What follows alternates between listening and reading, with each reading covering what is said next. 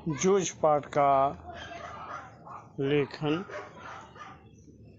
श्री आनंद यादव जी के द्वारा हुआ है।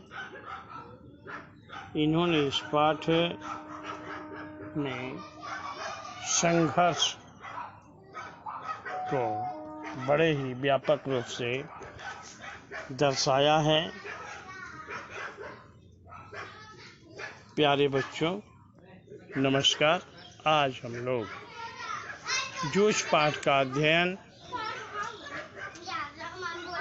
YouTube के माध्यम से करेंगे और साथ ही साथ इसके कठिन शब्दों के अर्थ को भी स्पष्ट करते हुए चलेंगे। सर्वप्रथम मैं वाचन कर रहा हूँ, मेरे वाचन को ध्यान से सुनिए एवं इसके उपरांत आप खुद वाचन करने का प्रयास कीजिए। वाचन मेरे द्वारा प्रस्तुत। पाठशाला जाने के लिए मन तड़पता था, लेकिन दादा के सामने खड़े होकर यह कहने की हिम्मत नहीं होती कि मैं पढ़ने जाऊंगा। डर लगता था कि हड्डी पसली एक कर देगा, इसलिए मैं इस ताक में रहता कि कोई दादा को समझा दे। मुझे इसका विश्वास था कि जन्म भर खेत में काम करते रहने पर भी दादा कुछ नहीं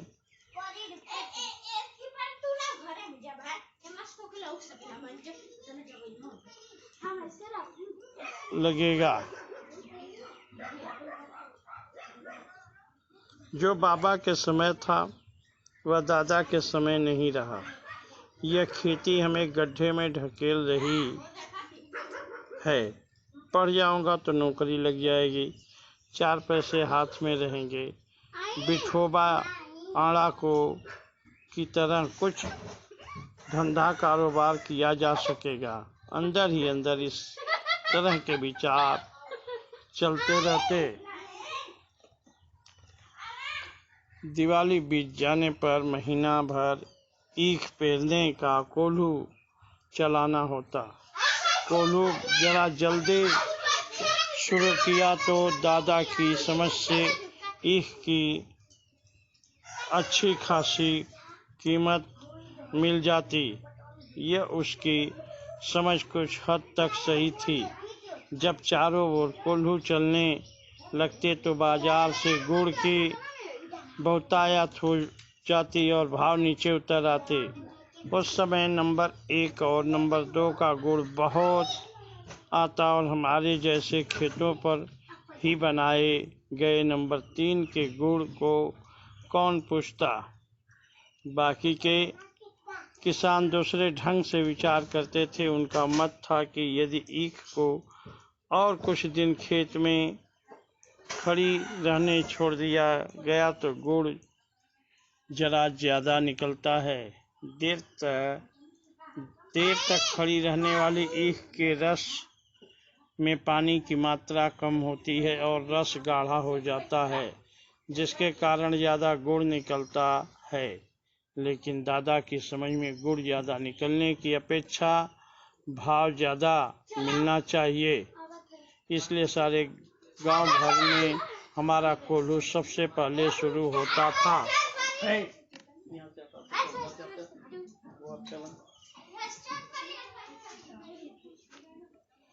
इसी कारण वह इस वर्ष भी शुरू हुआ और हम इससे जल्दी निपट गए, आगे के काम में लग गए। सभी जन धूप में लेटे हुए थे। माँ धूप में कड़े कंडे थाप रही थी। मैं बाल्टी में पानी भर भर कर उसे दे रहा था। कुछ न कुछ बातचीत भी कर रहे थे। हम दोनों ही थे, इसलिए यह सोचकर कि बात माँ से कहनी चाहिए और मैंने अपने पढ़ने की बात छेड़ दी। यहाँ शोर मत बताए, यहाँ से पार्क तक उधर जाके खेला सो। माँ ने कहा, अब तू ही बता, मैं क्या करूं? पढ़ने लिखने की बात की तो वह बरहेला सूअर की तरह गुर्राता है। तुझे मालूम है, माँ के मन में जंगली सूअर बहुत गहराई में बैठा हुआ था। अब भला खेती के सभी काम बीत गए हैं, मेरे लिए अब कुछ तो करना नहीं रह गया है। इसलिए कहता हूँ, तो दत्ता जीराव सरकार से मेरे पढ़ने के बारे में कह। आज ही रात को उनके यहाँ चलेंगे। मैं चलूँगा तेरे साथ। तू उन्हें सब कुछ समझा कर बता दे तो वे दादा को ठीक तरह से समझा सकेंगे। ठीक है, चलेंगे। माँ ने हाँ तो की, लेकिन अंदर से माँ के स्वर में उदासी थी। मुझे भी मालूम था कि इतना करने पर भी कोई लाभ नहीं होगा, लेकिन यह मेरा मन रखने के लिए जाने को तैयार हो गई। मेरी तड़पन वह समझती थी। 7वीं तक पढ़ाने की उसके मन में तैयारी थी, लेकिन दादा के आगे उसका बस नहीं चलता था। रात को मैं और माँ दत्ता जी राव देसाई के यहाँ गए। माँ ने दीवार के सहारे बैठकर दत्ता जी राव से सब कुछ कह दिया। वे भी इस बात से सहमत हो गए। माँ ने यह भी बताया कि दादा सारे दिन बाजार में रखमाबाई के पास गुजार देता है, खेती के काम में हाथ नहीं लगाता है। माँ ने देसाई को यह विश्वास दिला दिया कि दादा को सारे गांव भर आदमी के साथ आज़ादी के साथ घूमने को मिलता रहे। इसलिए उसने मेरा पढ़ना बंद कर मुझे खेती में जोत दिया है। यह सुनते ही देसाई दादा चिढ़ गए और बोले, आने दे, अब मैं उसे सुनाता हूँ कि नहीं, अच्छी तरह देख। उठते उठते मैंने भी दत्ता जी राव से कहा, अब जनवरी का महीना है, अब परीक्षा नज़दीक आ गई है। मैं यदि अभी भी कक्षा में जाकर बैठ गया तो पढ़ाई की दोहराई कर ली तो 2 महीने में 5वीं की सारी तैयारी हो जाएगी और मैं परीक्षा में पास हो जाऊंगा। इस तरह मेरा साल बच जाएगा। अब खेती में ऐसा कुछ काम नहीं है, मेरा पहले ही 1 वर्ष बेकार में चला गया है। ठीक है, ठीक है, अब तुम दोनों अपने घर जाओ। जब वह आ जाए तो मेरे पास भेज देना और उसके पीछे से घड़ी भर बाद में तू भी आ जाना रे छोरा। जी कहकर हम खड़े हो गए। उठते उठते हमने यह भी कहा कि हमने यहाँ आकर ये सभी बातें कही है, यह मत बता देना, नहीं तो हम दोनों की खैर नहीं है। माँ अकेली साग भाजी देने आई थी, यह बता देंगे तो अच्छा होगा। ठीक है, ठीक है, मुझे जो करना है मैं करूँगा। देख, उसके सामने ही तुझसे कुछ पूछूंगा तो तू निडर होकर साफ साफ उत्तर देना, डरना मत। नहीं जी। मैं माँ के साथ लौट आया। 1 घंटा रात बीते दादा घर पर आया है। मैं घर में ही था। आते ही माँ ने दादा से कहा, साग भाजी देने देसाई सरकार के यहाँ गई थी तो उन्होंने कहा कि बहुत दिनों से तेरा मालिक दिखाई नहीं दिया है, खेत से आ जाने पर जरा इधर भेज देना। कुछ काम वाम था? दादा ने अधीरता से पूछा। मुझे तो बहुत बताया नहीं उन्होंने। तो मैं हो आता हूँ, तब तक तो रोटियां सेक ले। गड़पा आए तो उसे खेतों पर भेज देना पहले ही। दादा तुरंत उठ खड़ा हुआ। देसाई के बाड़े का बुलावा दादा के लिए सम्मान की बात थी। आधा घंटा बीतने पर माँ ने मुझसे कहा कि अब तू जा, कहना जिम ने बुलाया है। अच्छा, मैं पहुंचा तो सरकार मेरी राह देख रहे थे। क्यों आया रे छोरे? क्यों आया रे छोरे? दादा को बुलाने आया हूँ, अभी खाना नहीं खाया है। बैठ बैठ थोड़ी देर, अभी तो आया है वह मेरे पास। जी, मैं बैठ गया। धीरे धीरे दत्ता जी राव पूछने लगे, कौन सी में पढ़ता है रे तू? जी, 5वीं में था, किंतु अब नहीं जाता हूँ। क्यों रे? दादा ने मना कर दिया है। खेतों में पानी लगाने वाला कोई नहीं है। क्यों रत्नप्पा? हाँ जी। फिर तू क्या करता है? सरकार ने दादा से जिरह करना शुरू किया और सारा इतिहास बाहर निकल आया। सरकार ने दादा पर खूब गुस्सा किया। उन्होंने दादा की खूब हजामत बनाई। देसाई के मलाखेत को छोड़ देने के बाद दादा का ध्यान किसी काम की तरफ नहीं रहा। मन लगाकर वह खेत में श्रम नहीं करता है, फसल में लागत नहीं लगाता है, लुगाई और बच्चों को काम में जोतकर किस तरह खुद गांव भर में खुले सांड की तरह घूमता है और अब अपनी मस्ती के लिए किस तरह छोरा के जीवन को बलि चढ़ा रहा है, यह सब उन्होंने सुनाया। दादा के हर एक तर्क का दत्ता जी राव ने काट दिया और मुझसे कहा, सवेरे से तू पाठशाला जाता रह, कुछ भी हो पूरी फीस भर दे उस मास्टर की और मन लगाकर पढ़ाई कर और किसी भी तरह साल नहीं मारा जाए, इसका ध्यान रख। यदि इसने तुझे पढ़ने नहीं भेजा तो सीधा चला आ इधर, सुबह शाम जो हो सके वह काम कर यहाँ और पाठशाला जाते रहना। मैं पढ़ाऊँगा तुझे। इसके पास जरा ज़्यादा बच्चे हो गए हैं, इसलिए तुम्हारे साथ कुत्तों की तरह बर्ताव करता है। मैंने मना कर कब किया है जी? इसको जरा गलत सलत आदत पड़ गई थी, इसलिए पाठशाला से निकाल कर जरा नज़रों के सामने रख लिया है। कैसी आदतें? चाहे जैसी, यहाँ वहाँ कुछ भी करता है। कभी कंडे बेचता है, कभी चारा बेचता, सिनेमा देखता, कभी खेलने जाता। खेती और घर के काम में इसका बिल्कुल ध्यान नहीं है।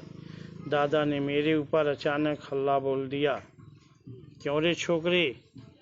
नहीं जी, कभी एक बार मेले में पटा पर पैसे लगा दिए थे। दादा तो कभी भी सिनेमा के लिए पैसे नहीं देते हैं, इसलिए खेत पर गोबर बीन बीन कर माँ से कंडे थपवा लिए थे और उन्हें बेचकर ही कपड़े भी बनवाए थे। इसी समय एक बार सिनेमा भी गया था, मैंने भी झूठ सच मिलाकर ठोक दिया। अब यह सब बंद कर और सिर्फ पढ़ाई में मन लगा। नापास नहीं हुआ है कभी? नहीं जी, पाठशाला जाना ही बंद करा दिया, इसलिए परीक्षा में नहीं बैठा हूँ। अच्छा, अब तू घर जा और सवेरे से पाठशाला जाने लग। जी, मैं उठ खड़ा हुआ। बाहर निकलते निकलते मैंने सुना, अरे बच्चे की जात है। एक आध वक्त सिनेमा चला गया तो क्या हुआ, एक आध बार खेलने में लग गया तो क्या हुआ? इस बात पर उसका पढ़ना लिखना बंद कर देना है क्या? जी, आप कहते हैं तो भेज देता हूँ कल से, देखते हैं एक आध वर्ष में कुछ सुधार हो जाए तो, दादा ने मन मार कर कहा। इस समय उसका कोई बस नहीं चल रहा था। खाना खाते खाते दादा ने मुझसे वचन ले लिया। पाठशाला 11 बजे होती है, दिन निकलते ही खेत पर हाजिर होना चाहिए। 11 बजे तक पानी लगाना चाहिए। खेत पर से सीधे पाठशाला पहुंचना। सवेरे आते समय ही पढ़ने का बस्ता घर से ले जाना। छुट्टी होते ही घर में बस्ता रखकर सीधे खेत पर आकर घंटा भर ढोर चलाना और कभी खेतों में ज़्यादा काम हुआ तो पाठशाला में गैर हाजिरी लगाना। समझे? मंजूर है का? हाँ, खेत में काम होगा तो गैर हाजिर रहना ही चाहिए। मैं ऐसे बोल रहा था मानो मुझे सारी बातें मंजूर हैं। मन आनंद से उमड़ रहा था। हाँ, इतना मंजूर हो तो पाठशाला जाना, नहीं तो यह पढ़ना लिखना किस काम का। मैं सवेरे शाम खेतों पर आता रहूँगा न। हाँ, यदि नहीं आया किसी दिन तो देख, गांव में जहाँ मिलेगा वहीं कुचलता हूँ कि नहीं तुझे। तेरे ऊपर पढ़ने का भूत सवार हुआ है, मुझे मालूम है। बालिस्टर नहीं होने वाला है तू। दादा बार बार कुरकुर कर रहा था। मैं चुपचाप गर्दन नीची करके खाने लगा था।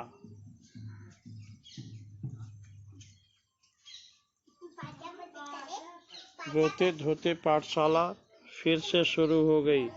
गर्मी सर्दी हवा पानी वर्षा भूख प्यास आदि का कुछ भी ख्याल न करते हुए खेतों के काम की चक्की में 11 से 5 बजे तक पीसते रहने से छुटकारा मिल गया।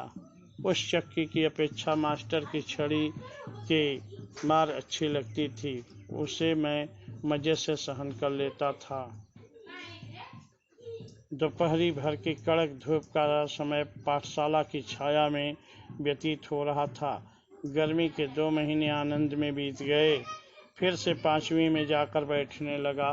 फिर से नाम लिखवाने की ज़रूरत नहीं पड़ी। 5वीं नापास की टिप्पणी नाम के आगे लिखी हुई थी। वह 5वीं के ही हाजिरी रजिस्टर में लिखा रह गया था। पहले दिन कक्षा में गया तो गली के 2 लड़कों को छोड़कर कोई भी पहचान का नहीं था। मेरे साथ के सभी लड़के आगे चले गए थे। मेरी अपेक्षा कम उम्र के और मैं जिन्हें कम अक्ल का समझता था उन्हीं के साथ अब बैठना पड़ेगा। यह बात कक्षा में पहुंचने पर समझ में आई। मन खट्टा हो गया। बाहरी अपरिचित जैसा एक बेंच के एक सिरे पर कोने में जा बैठा। मास्टर कौन है इसका पता नहीं था। पुरानी किताबों और पुरानी कापियों का उस कक्षा से कोई संबंध नहीं था। फिर भी लट्ठे के बने थैले में उन्हें ले आया था। बस अड्डे पर कोई लड़का अपनी पोटली संभाले किसी इंतजार में जैसे बैठा होता है, उसी तरह मैं अपनी पढ़ाई की पुरानी धरोहर संभाले बैठा था। क्या नाम है मेहमान?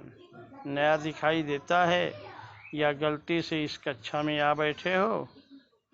कक्षा के सबसे ज़्यादा शरारती चौहाड़ के लड़के ने सामने आकर खिल्ली उड़ाने के स्वर में पूछा। मेरे ध्यान में आया कि मेरी पोशाक भी अजनबी जैसी है।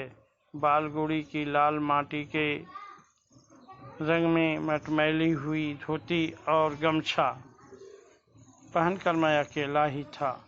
देखे देखे तुम्हारा गमछा, कहते हुए उसने मेरा गमछा खींच लिया। गया अब मेरा गमछा। पूरी कक्षा में इसकी खींचातानी होगी और फट जाएगा। मन में मैं यह सोचकर रुआसा हो गया, लेकिन वैसा कुछ हुआ नहीं।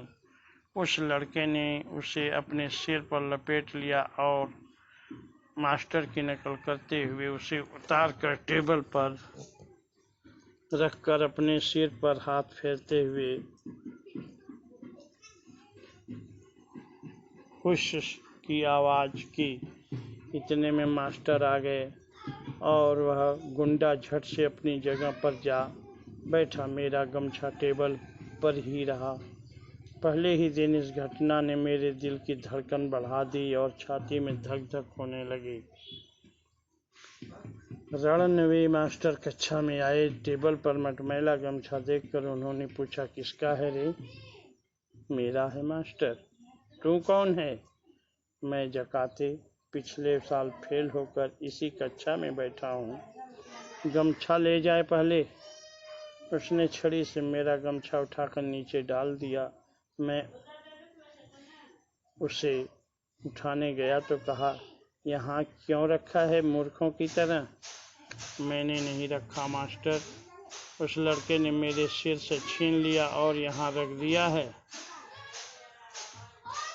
यह चौहान का बच्चा बिना बात के उठक पटक करता है, कहते हुए मास्टर उस लड़के की ओर चले गए। मास्टर ने मेरे बारे में और भी पूछताछ की और वामन पंडित की कविता पढ़ाने लगे।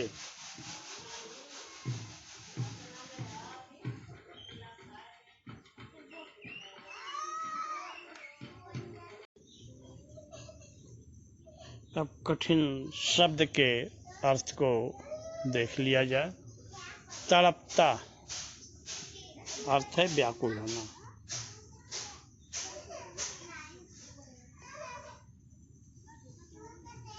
हड्डी पसली एक कर देना, बुरी तरह से मारना। ताक अवसर,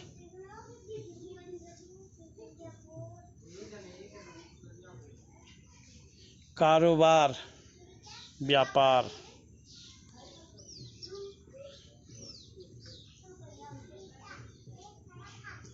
कोल्हू गन्ना पेरने वाला यंत्र।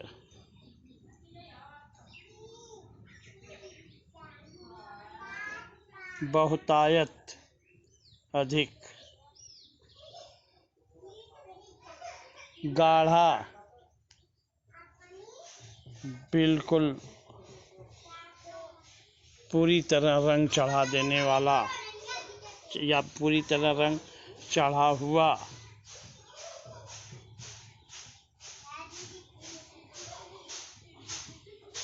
निपट गए, जल्दी काम कर डाले।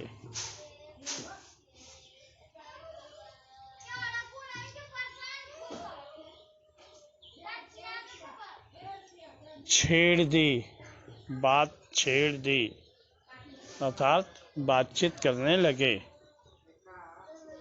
बहरेला जंगली, बाहर घूमने वाला।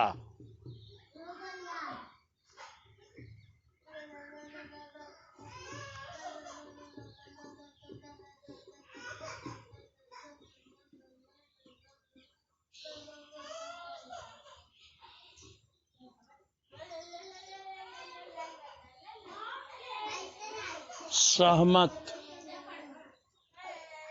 किसी की बात को स्वीकार लेना, उसकी बातों को मानना।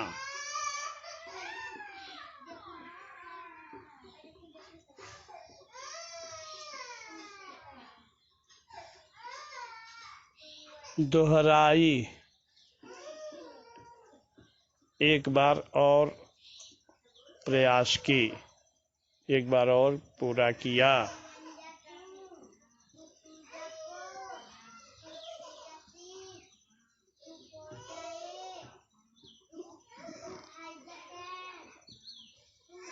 अच्छा खासा, बहुत बढ़िया।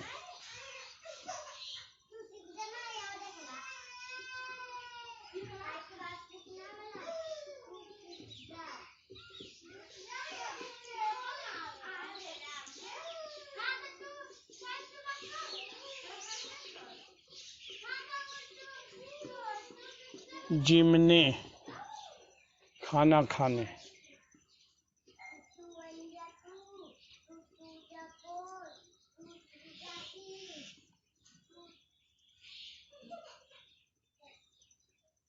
हजामत, खूब हजामत बनाई। इसका तात्पर्य है, इसका अर्थ यह है कि बुरी तरह से डांट फटकार लगाई।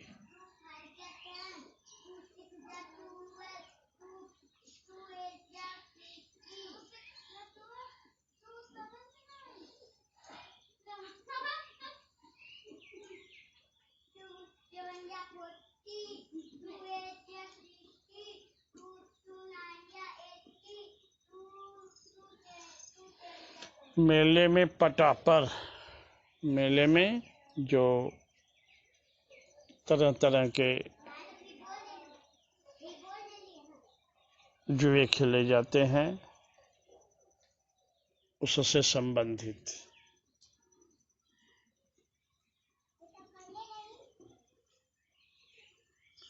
एकाध, एकाक, कभी एक बार, एकाध, बहुत कम बार।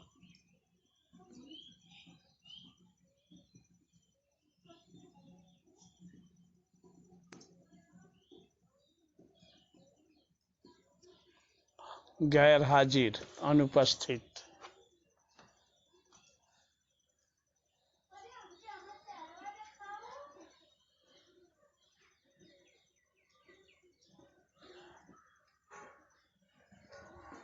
अपेक्षा, चाह।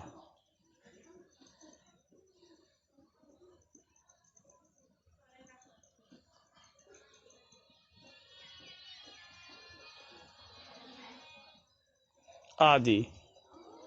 साथियों, इसके सारांश को भी हम लोग समझ लेंगे। इसका सारांश कुछ इस प्रकार है। बालक पढ़ना चाहता है, लेकिन उसके दादाजी उसकी पढ़ाई छुड़वा देते हैं और काम में लगा देते हैं, खेत के काम में। वह दिन रात खेत का काम करता है, थक जाता है। उसकी बार बार पढ़ने की इच्छा करती है।